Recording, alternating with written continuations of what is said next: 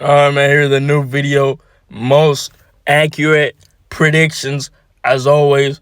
Here they go for this Saturday. As you guys may know, UFC 300 has been a letdown so far, but don't be scared. UFC Fight Night, Dolidze versus Hermanson.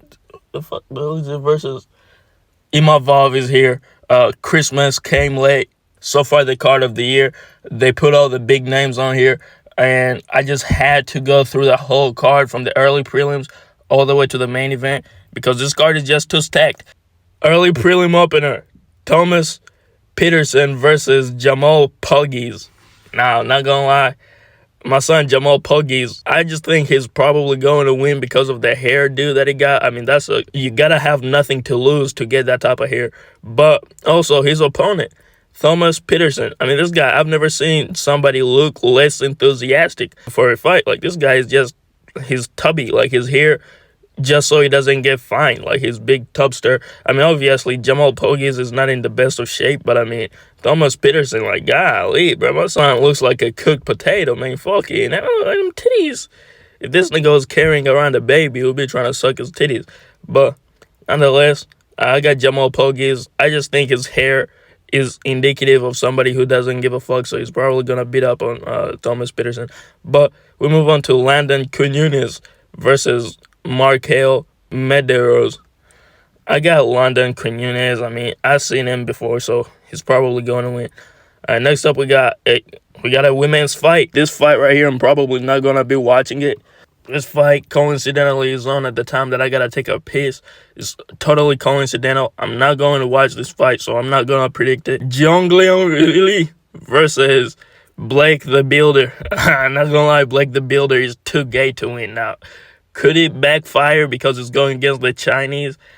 I don't think so. I think this Chinese man is a man of principle, a man of culture, a man who respects his dad and shit.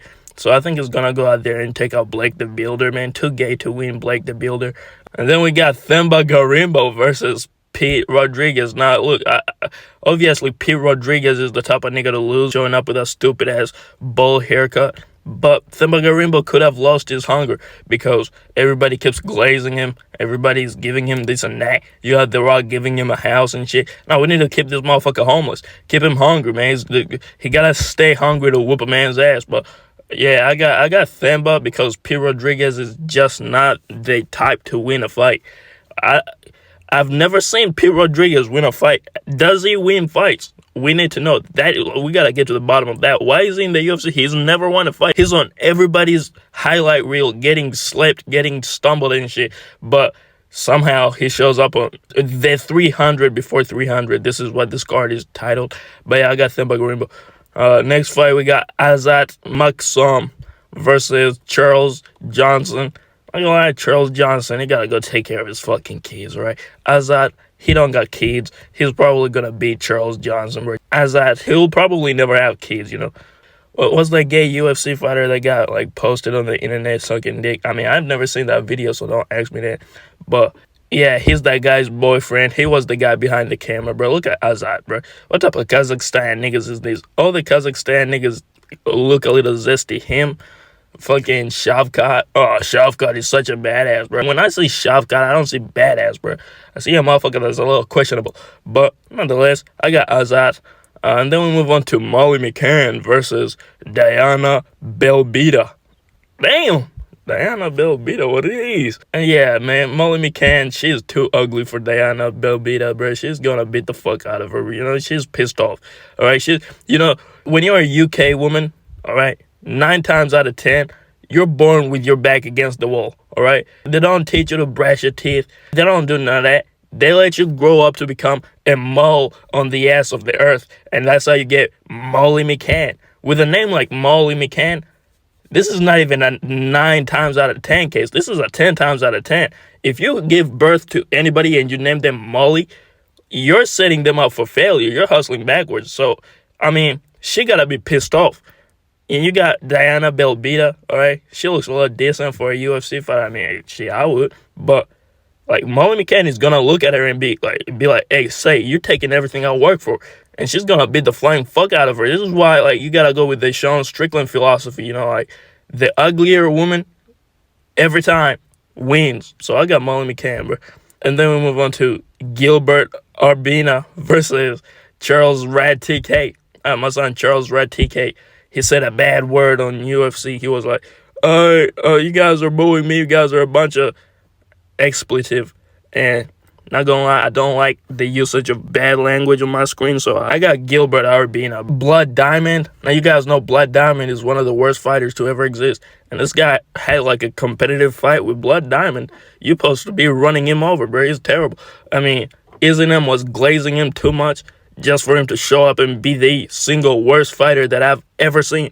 So, not gonna lie, you having a close fight with him and saying the bad words, too much is matching up. You know, the UFC is not gonna trust him with a microphone again. They're gonna probably want him to lose, and you know the UFC always get what they want. So Gilbert Arbina is going to win that one. And then we got Alish, my new favorite fighter. This fucking guy's name is a whole case in itself, but Alias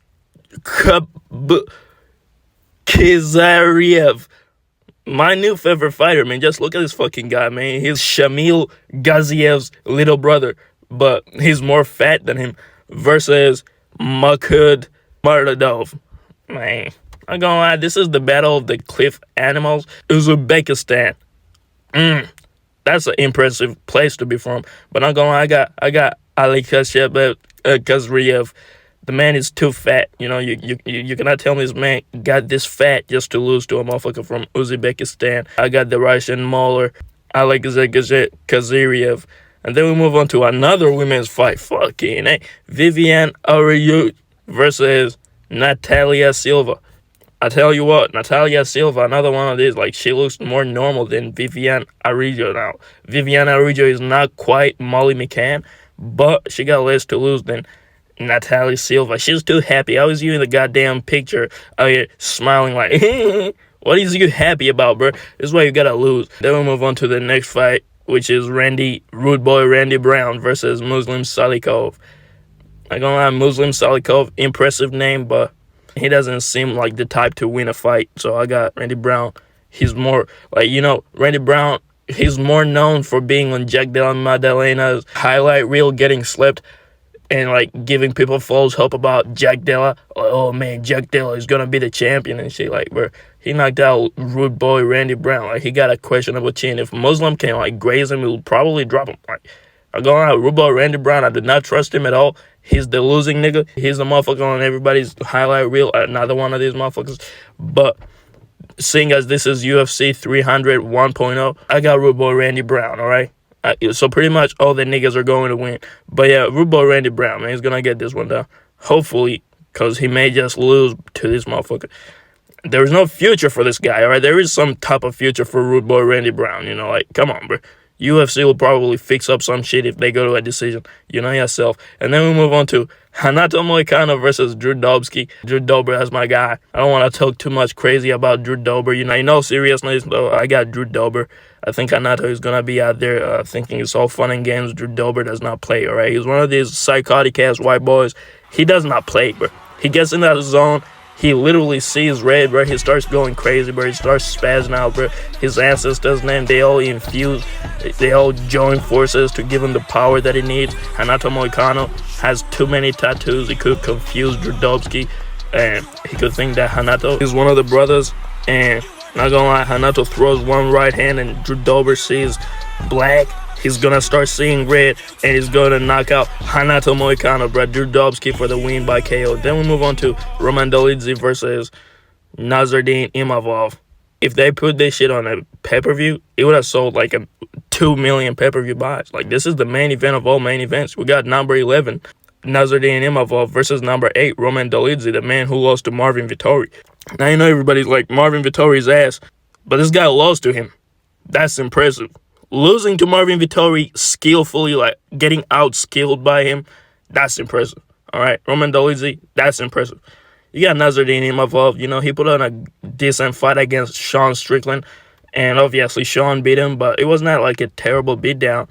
He was beating Chris Curtis, but, yeah, I mean, I really don't understand why this is a main event. Like, all jokes aside, why is this the fucking main event of a fight night? Like, you got two no-names who are low-ranked fighting each other in the main. Like, why the fuck is this the main event? How do they come up to this conclusion? Like, does the UFC not care anymore, bro?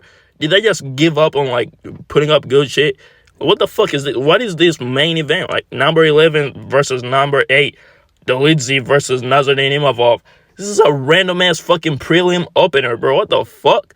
This is the shit we gotta look forward to. I mean, don't get me wrong, I'm gonna watch this shit without a doubt. But I mean, god damn, bro, this is the fucking main event of a fight night in 2024, bro. Come on, bro. Like, if there were big names, I would understand it. Like, that would make some sense because it's like, these guys are like decently big names. So, them main eventing, even though they're low ranked, it makes sense. These motherfuckers, random ass middleweight, random niggas with no names going at it in the main event. Like, obviously, Nasruddin Imovov is going to beat the flying fuck out of Roman Dolidze. This guy bit the shit out of Chris Curtis. I mean, I know Chris Curtis is not the most impressive name, but that guy is hard to beat up. Like, this man was beating up Chris Curtis. And you have Roman Dolidze, who was getting outskilled by Marvin Vettori. Like, do you guys understand the magnitude of that? Marvin Vettori, the shitty man's fighter himself. Marvin Vettori. Like, that guy makes DDP look good. And this man was getting outskilled by him.